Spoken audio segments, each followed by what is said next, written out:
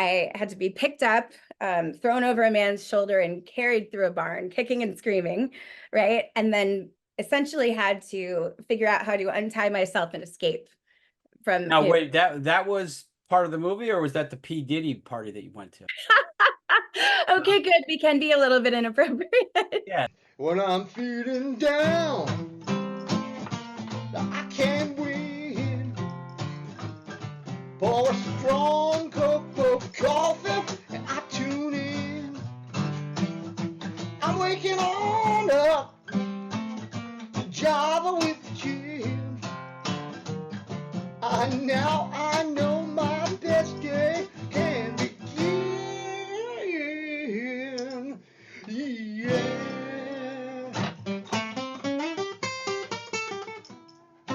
Welcome to another exciting episode of Java with the Gyms. My name is Jim Meyer, a broker associate at Remax Gold. Now you have a friend in the real estate business. I'm here with my friend Ashley Woolley. Ashley, what are you drinking this morning? What am I drinking? Yes. So this is black coffee, which is how I love it, but I'm a super dork and I drink it with a straw. Oh, that's cute. Well, Oh, you know yeah. what? Straws are still legal in California. God bless it. So That's a reusable metal one, so we're eco-friendly. yeah, okay, good. Because if you're going to be friendly, if you got to be friendly, you might as well be eco-friendly at the same time. So yesterday we talked. I'm excited about going to see you walking the red carpet at the movie making throughout the Bay Area in sometime in December. You said December 7th, you think? I believe it's the 7th. Yes, it's in San Francisco. If you go to Eventbrite and search MMTB, or you can go to the website, mmtb.org, the film festival is called BASH. A great way to get in touch with a lot of local filmmakers, make some friends, maybe network for some opportunities to get involved in future films. Especially all those people who say, "Oh, well, I can't get a gig," or I'm struggling. Nobody wants me. They don't want my look or whatever nonsense. It's you just got to get out Nonsense. there and do it. Am I right? I was going to say bullshit, but I don't know if I'm allowed to say that Oh, here. you just did. Just I did. Okay. there you But go. yeah, you're absolutely right. There really is something for everyone in this industry. I think it's a common misconception that you need to look or sound a certain way to be successful. Yeah, that's it's called an excuse, isn't it? I think So, so. and so you've been doing a lot of acting roles ever since you got back into it, which is wonderful. What's Mhm. been your most challenging role so far? There are a lot of different ways to answer that, I think.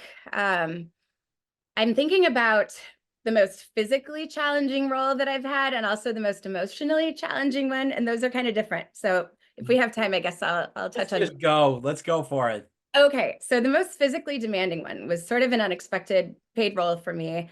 I was flown to Oregon to film my first horror film, That's and we were doing a feature that involved this old kind of decrepit barn where animals actually used to be slaughtered, and just everything very, very authentic and creepy. But I had the pleasure of working with just this really, really cool cast, and it was my first time opposite a SAG actor who I felt was, cool opportunity to increase my game, and he was just a wonderful scene partner. But basically what happened was I was a victim, and spoiler alert, I don't survive. So I'm not totally giving away anything because Well, I'm let not. me ask you a question. Was there a group of young people, somebody was after them and they split up? No, actually not the standard template for Okay, that. so no tropes. No, but it is a serial killer situation. This film is called The Lithia Park Killer, and it's still in post-production. It's actually almost ready and expected to be launched early next year as part of a 6 series of features. So if you're into horror, Scott Sanford is the creator of those films, and he's just an absolutely brilliant writer if you love horror. So physical demands, this is sort of interesting. Being in a horror film, I don't think it's a shocker that my typical a little bit more conservative dress was not the wardrobe for that one. And very first scene, I had to be picked up, thrown over a man's shoulder and carried through a barn, kicking and screaming, right? And then essentially had to figure out how to untie myself and escape from Now him. wait, that was part of the movie, or was that the P. Diddy party that you went to? Okay, good. We can be a little bit inappropriate. Yes, that's my Oh middle my gosh, name. I love it. He was not there, luckily. Yes. I don't really think he was part of the creator's inspiration, but you never know. So basically, it ended up being somewhat of a fight scene, which was my first. Oh, And I had the pleasure of working with a couple of martial arts coordinators, really for what ended up being just one big massive hit to free myself. And then I'm climbing all over this barn and under a truck and rolling all over. And, there's picking up of people and I'm hit in the head with a shovel and then ultimately meet my demise. But that took a lot of working out so that I had the upper body strength to climb all over that barn. So I wow. would definitely say that was the most fun, physically demanding role I've had, but also really the only one. Because most of the stuff that I do are very dramatic and I'm crying a lot. Well, So we're going to talk tomorrow about and why you cry all the time. Will you come back tomorrow and talk about why you cry? why not? Okay, there you go. Here You for it. talked me into